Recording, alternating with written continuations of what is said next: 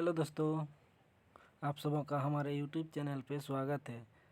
आज आप लोगों को जैक बोर्ड द्वारा जारी क्लास 10वीं क्लास के साइंस का 10वीं क्लास के साइंस का सेट नंबर 5 के सभी प्रश्नों का उत्तर कराने जा रहे हूँ। तो देखिए, ये सभी क्वेश्चन आपके परीक्षा के लिए बहुत ही ज़्यादा इम्पोर्टेंट होंगे, इसीलिए आप सब इन प्रश्नों को पढ़ के जाइए तो आपका बहुत ही अच्छा नंबर आएगा। तो चलिए हम लोग शुरुआत करते हैं। साइंस क्लास 10 साइंस का है और क्वेश्चन नंबर 1 से शुरू करते हैं। ठीक है, चलिए हम लोग शुरू करते हैं। तो क्वेश्चन नंबर 1 देखिए क्या कह रहा है। प्रकाश की किरण गमन करती है। तो देखिए, प्रकाश की जो किरण है वो हमेशा गमन करती है कैसे? तो देखिए, प्रकाश की किरण हमेशा सीधी रेखा में ही गमन करती है। किस रेखा में? आपका सीधी रेखा में। ठीक है, चलिए आगे बढ़ते हैं। प्रकाश के किरण गमन करती है, हो गया। तो परावर्तन के नियम लागू होते हैं। देखिए, परावर्तन के नियम लागू होते हैं।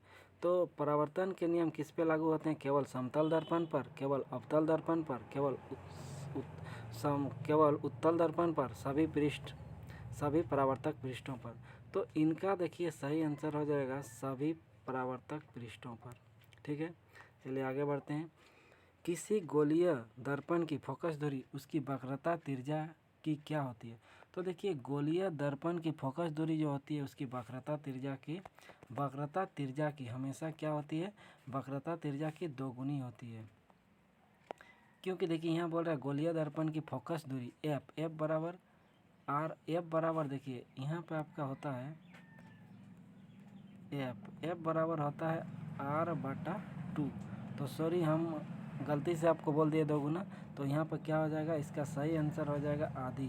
सही आंसर क्या हो जाएगा? आधी। तो चलिए, एक गलत हो गया था, उसके लिए माफ़ कीजिएगा। अब आगे, गोलीय दर्पण की वक्रता तिर्य्या 20 सेंटीमीटर है, तो इसकी फोकस दूरी क्या होगी? तो अभी हम लोग क्या पढ़े कि F बराबर R/2। तो यहाँ पे आपका दिया हुआ है तिर्य्या, मतलब R दिया है 20। तो देखिए R आपका दिया हुआ है, R बराबर दिया हुआ है 20। ठीक है, तो R बराबर 20 दिया हुआ है। तो R बराबर 20 दिया हुआ है, तो हमको क्या निकालना है? फोकस दूरी। तो F बराबर क्या होगा? F बराबर R/2, यानी 20/2 भाग दे दीजिएगा तो आपका आ जाएगा 10। ठीक है, तो इसका राइट आंसर क्या हो जाएगा? राइट आंसर हो जाएगा आपका 10। तो इसका राइट आंसर हो जाएगा 10 सेंटीमीटर। ठीक है, चलिए आगे बढ़ते हैं। तो नेक्स्ट आपका है, जब वस्तु अवतल दर्पण के वक्रता केंद्र C पर हो। तो देखिए, जब भी आप वस्तु को C पे रखिएगा तो उसका प्रतिबिंब हमेशा C पर ही बनेगा। मतलब अवतल दर्पण में वक्रता केंद्र पे रखने से उसका जो प्रतिबिंब बनता है C पर ही बनता है और बराबर वस्तु के बराबर बनता है। ठीक है, तो आगे बढ़ते हैं। तो अगला है अवतल दर्पण में वस्तु का, ये तो आपका अवतल दर्पण में वस्तु का प्रतिबिंब होता है। तो अवतल दर्पण में वस्तु का प्रतिबिंब क्या होता है? वास्तविक और आभासी। ये आपका दोनों हो जाएगा, राइट आंसर हो जाएगा दोनों। ठीक है, वाहनों के पास दृश्य दर्पण के रूप में किस दर्पण का उपयोग किया जाता है? तो वाहन के पास दृश्य के रूप में कौन सा दर्पण? पास दृश्य आपको जहाँ भी बोलेगा उत्तल दर्पण हो जाएगा। ठीक है, चलिए आगे बढ़ते हैं। सोलर कुकर में किस गोलीय दर्पण का उपयोग किया जाता है? तो सोलर कुकर में आप हमेशा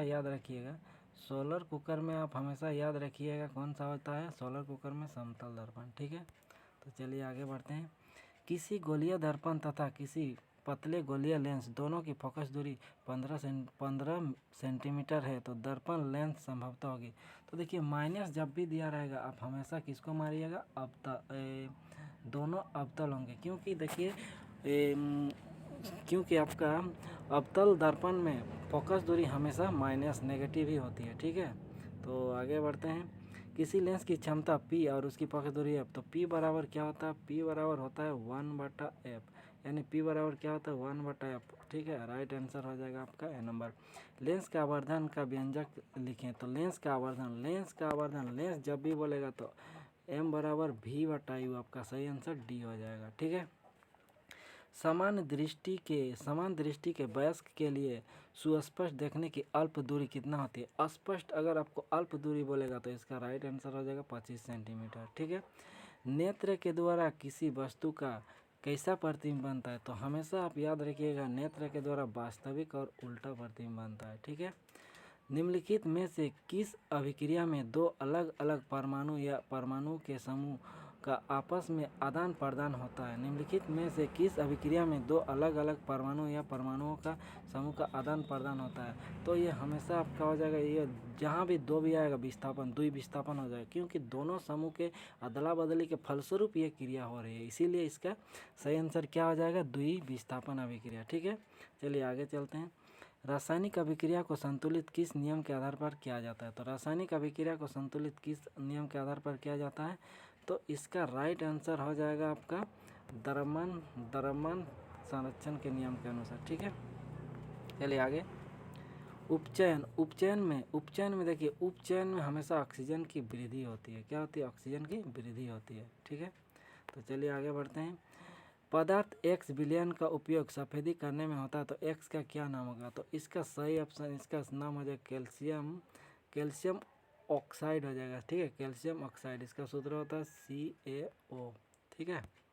अगला, धातु के ऑक्साइड की प्रकृति क्या है? देखिए, जब भी धातु का ऑक्साइड बोलेगा क्षारीय हो जाएगा, और अधातु का बोलेगा तो अम्लीय हो जाएगा। ठीक है। तो हम लोग आगे बढ़ते हैं।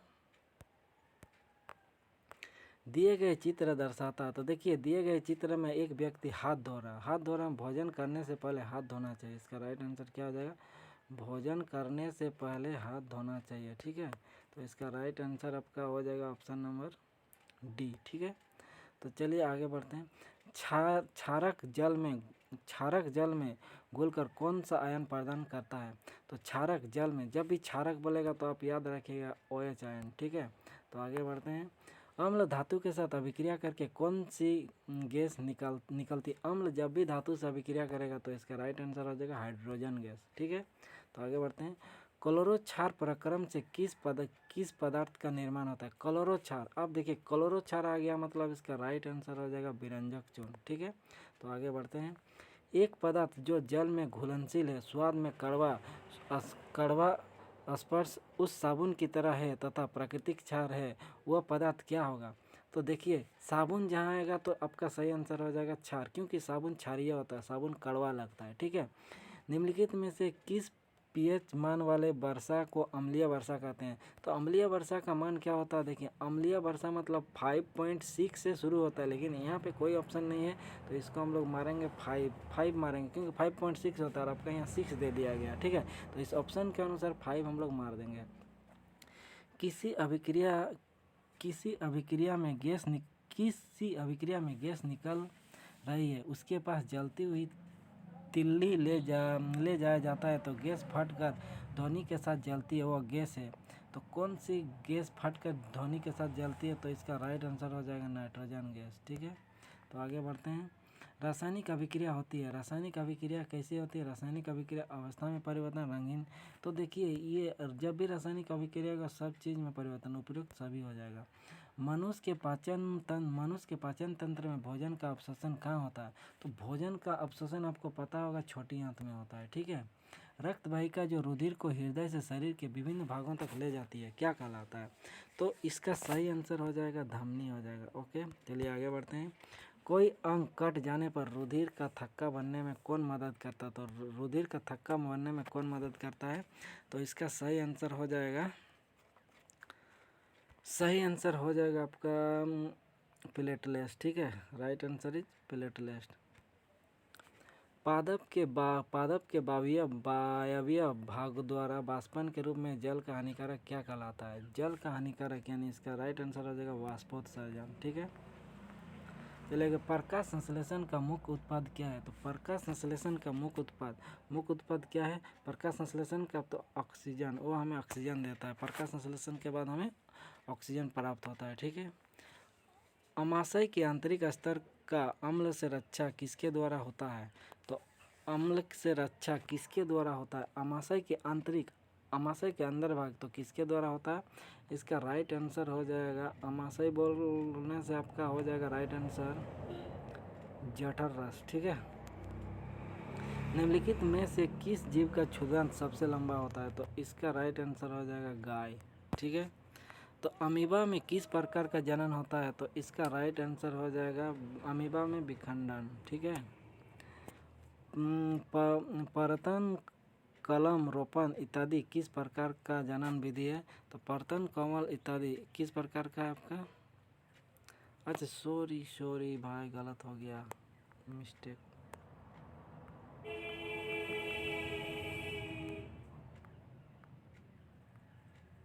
इसका राइट आंसर हो जाएगा द्विखंडन। और परतन, कमल, रोपण तो बीजाणु जनन हो जाएगा। ठीक है, तो आगे निम्नलिखित में कौन सा पादप मादा में होता है? तो तंतु होता है।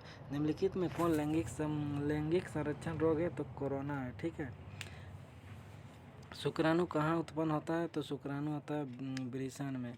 तापीय विद्युत संयंत्र है, तो इसका राइट आंसर हो जाएगा डी। गोबर गैस का अन्य नाम क्या है? जैव गैस। ठीक है, तो चलिए अब यहाँ कंप्लीट हो जाता है। ठीक है, आप लोग इसको याद कर लीजिएगा, आपके एग्ज़ाम के लिए बहुत ही फ़ायदा होगा। धन्यवाद।